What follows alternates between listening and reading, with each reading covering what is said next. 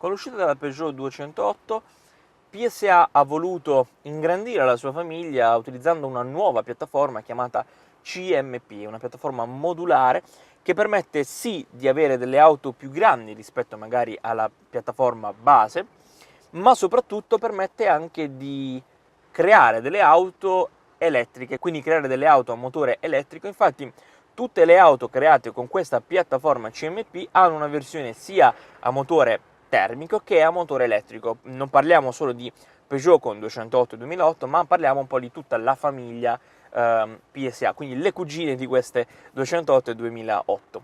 Ora siamo a bordo di questa Peugeot 2008 elettrica, quindi una E2008, e la differenza tra questa e la versione a motore termico è praticamente il peso maggiorato di ben 300 kg, perché ovviamente ci sono le batterie che si trovano più o meno qui dove sono io, infatti tra l'altro c'è anche un gradino, e questo peso di 300 kg in più ovviamente ha dei pro e dei contro. Il contro magari è che il peso, quindi l'auto pesa 300 kg in più, anche se comunque con la potenza che ha, ora vi dirò il motore elettrico, non si sente troppo il peso in più su questa vettura.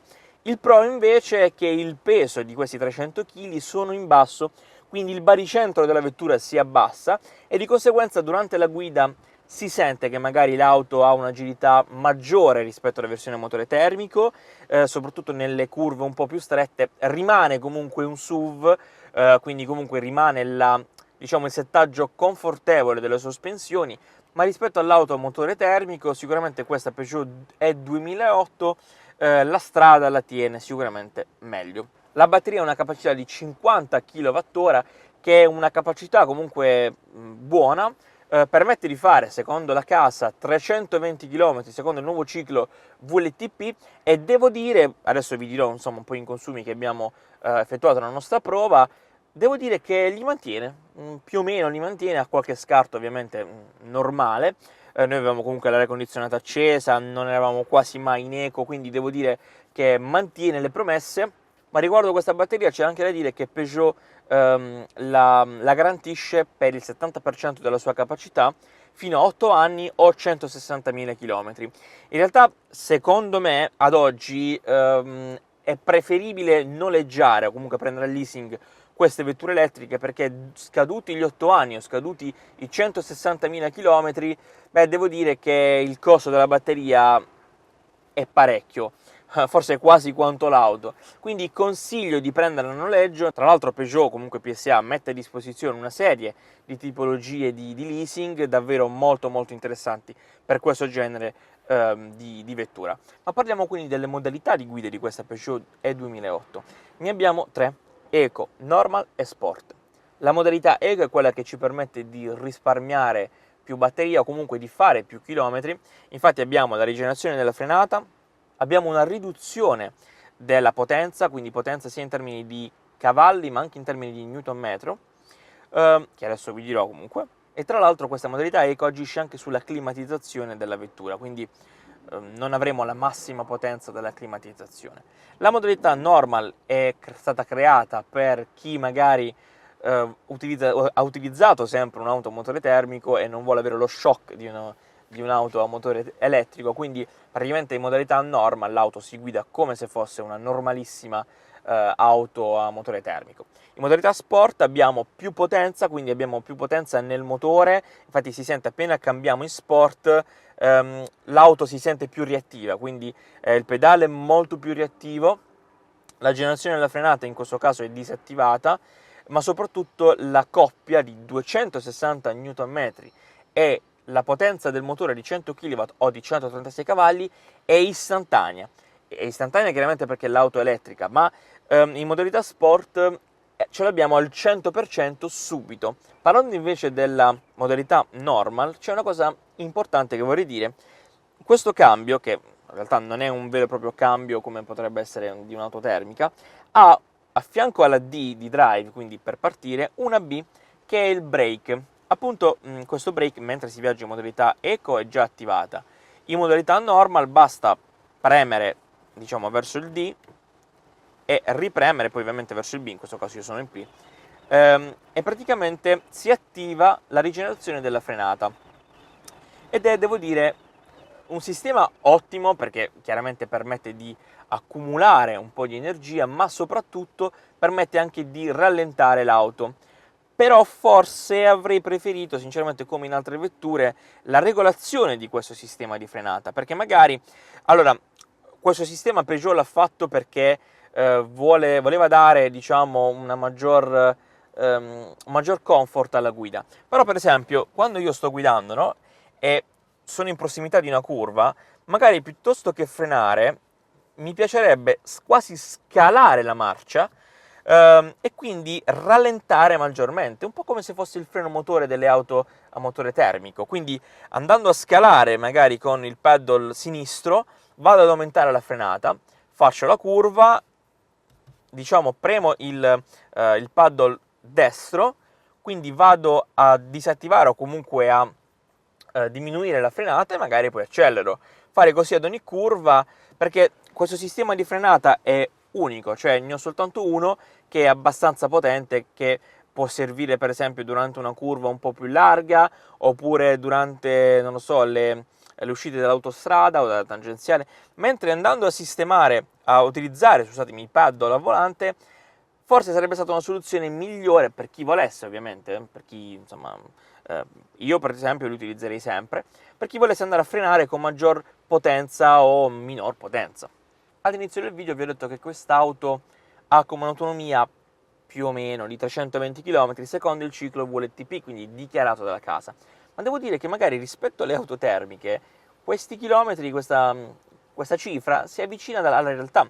Infatti noi abbiamo fatto circa 190 km, più o meno, con l'aria condizionata accesa, quindi devo dire sempre in normal, quindi mai in eco, da 306 km di autonomia che segnava qui lo schermo, ora me ne dà 108, quindi più o meno, bene o male, ci sta. L'abbiamo utilizzata comunque l'auto anche parecchio in statale e infatti abbiamo riscontrato un consumo di per 115 km in città, 15 km orari di velocità media e 15.3 kWh su 100 km. Quindi alla fine basta fare un calcolo, 15.3 facciamo 15, 30 kWh, quindi fanno 200 km, 45 fanno 300, quindi qualcosina in più ci siamo. In città, utilizzando, ripeto, sempre normal, sempre l'aria condizionata, perché in questi giorni di prova c'è molto vento, faceva caldo, quindi abbiamo utilizzato l'aria condizionata, eravamo in 3 in auto con l'attrezzatura, quindi secondo me ci sta, come 320 km secondo me sono fattibili, forse se si utilizza il piede di fata, come lo chiamiamo noi, in modalità eco si fanno anche più chilometri di 320. Per quanto riguarda invece il consumo in tangenziale, abbiamo visto che, diciamo, stiamo sui 16,5, 17 massimo in tangenziale, con una velocità media di 90-95 km/h, quindi diciamo che siamo andati un po' a 90, un po' a 110, un po' a 100, quindi un po' nel misto. Ripeto, sempre carichi, aria condizionata e su normal. Mentre in autostrada abbiamo visto che il consumo è un po' più elevato, siamo sui 19-20 kWh andando a 130, forse anche qualcosina in più, quindi in autostrada, diciamo, l'auto può fare qualche chilometro in meno, anche se devo dire che comunque quest'auto è più un'auto da città, è un'auto che magari di persona che vive in una città, lavora in un'altra, quindi deve spostarsi e ha la possibilità di caricarla. A proposito di ricarica, comunque a proposito di consumo dell'auto, vi faccio vedere, qui c'è una schermata con un tasto specifico, con una piccola saetta, abbiamo la schermata dei flussi, quindi io quando camminerò vedrò il motore elettrico che genera potenza e ovviamente anche le ruote che girano. Nel momento in cui vado a staccare l'acceleratore si vede che le ruote fanno da dinamo e ricaricano la batteria, quindi si vedono proprio i flussi, molto interessante.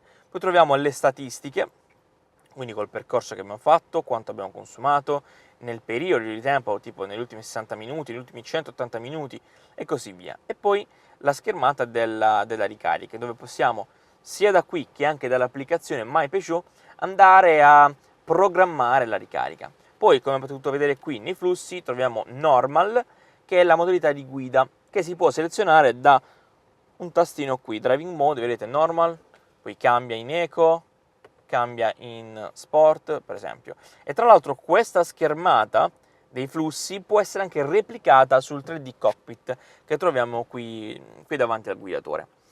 Ma vi ho parlato di consumi, ma adesso parliamo di ricarica. Dopo la giornata di riprese siamo arrivati alla colonnina pubblica con circa il 30% di carica residua e 74 km di autonomia.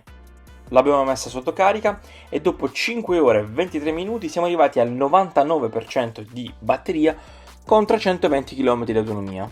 Calcolando che abbiamo rifornito l'auto di 35,21 kWh, beh, il calcolo è semplice, la ricarica è stata effettuata con una media di 7 kW all'ora. In realtà queste 5 ore e 23 minuti sono state necessarie per caricare l'auto al 100%. Di solito quando si utilizza l'auto molto spesso, a meno che non sia un lungo viaggio, si consiglia di caricare l'auto fino all'80% e la parte più veloce della ricarica è proprio fino ad arrivare a quella cifra. Infatti dall'80% al 100% la ricarica rallenta parecchio, un po' come i nostri cellulari. Ma quanto abbiamo speso in totale? Abbiamo speso circa 14 euro. È una cifra massima che andreste a spendere, perché noi non abbiamo un abbonamento alle colonnine NLX, ma se fate un abbonamento il prezzo si riduce, anzi si annulla praticamente, se avete una wallbox a casa. Quest'auto secondo me, poi io che amo l'elettrico, è un'auto molto comoda, un'auto del futuro, anche se chiaramente il problema di tutte queste auto elettriche, non di questa specifico ma di tutte, è la questione dell'autonomia, che magari può essere ridotta, ma in realtà non è tanto il problema dell'autonomia quanto il problema della ricarica.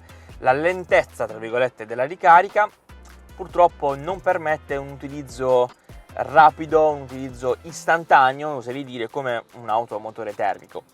Però quest'auto la consiglio a chi magari ha un box a casa, o a chi magari al lavoro ha una colonnina e quindi può ricaricarla agevolmente quando vuole lui. Alla fine con 300 km di autonomia e più in città si può fare tranquillamente 3-4 giorni di utilizzo, magari non eccessivo. La si ricarica al lavoro, la si ricarica a casa, oppure se la si utilizza parecchio la si può ricaricare al lavoro quando si arriva, oppure la si può ricaricare a casa durante la notte quando si torna dal lavoro. Quindi devo dire che secondo me, almeno in ottica cittadina o comunque nelle estreme vicinanze della città, l'auto elettrica è veramente l'auto che al 100% consiglio a tutti. Fatemi sapere però voi cosa ne pensate di questa 2008 elettrica, ma soprattutto anche del mondo elettrico, cosa ne pensate. Vi ricordo che potete trovarci su tutti i nostri canali social e anche sul nostro sito www.wedrive.tv.